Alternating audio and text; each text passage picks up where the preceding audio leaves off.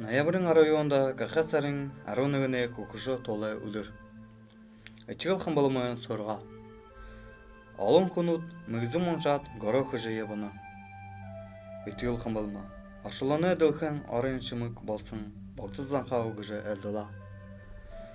Мэгзэн суударэ уншилгад Ария бола манжуушры болон очирваны бодисаатгүй магтам богдол занхаавд залбирах хэрэг гарна.